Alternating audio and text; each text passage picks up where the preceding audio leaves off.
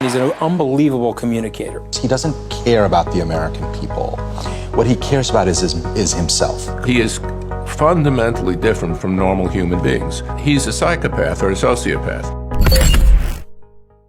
And the State Department said, no, you'll disrupt things. And Donald Trump, who's a disruptor, said, I don't care, and he went ahead and did it.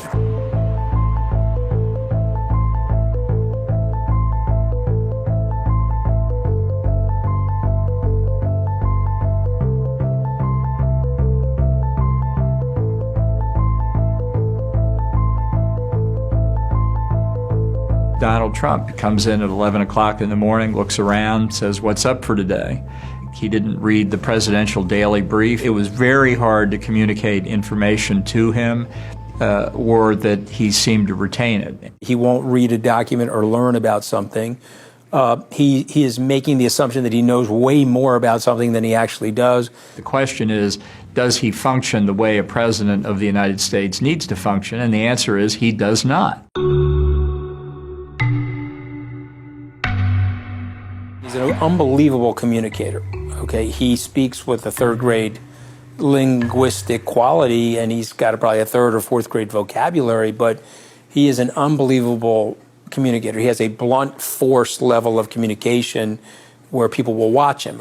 There was a time we were in Albuquerque, New Mexico. We had just finished the rally, came up the steps of the plane, and as he was taking his coat off, he looked over at me. He said, hey, Scaramucci, you want to see my speech?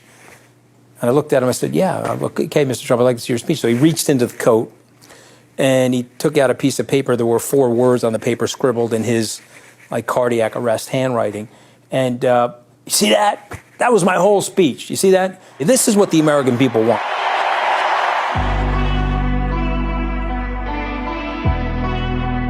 Well, he spends a lot of time on the telephone with friends. The problem here is the president would hear from people who know absolutely nothing about a particular issue. Before we left Washington for the famous summit with Putin in Helsinki, he asked if Finland was part of Russia. I don't think he saw that as a fault or a gap that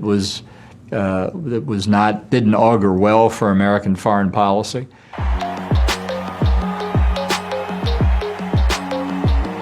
We're in that meeting with Xi Jinping in Osaka. He's going to make sure to have the Chinese buy more agricultural products because that would help him to win the farm state votes. That's what his focus is on. He was clearly asking for a foreign government's help. I'm very confident that's exactly what Trump said. Those are things I think people should know and what Trump is really like. What we did was we put somebody very abnormal in a very, very important job. And so what happens is you're sitting there, and I did this. I said, okay, this guy can't be this batshit crazy. I mean, there's no way. I mean, he made it to the presidency.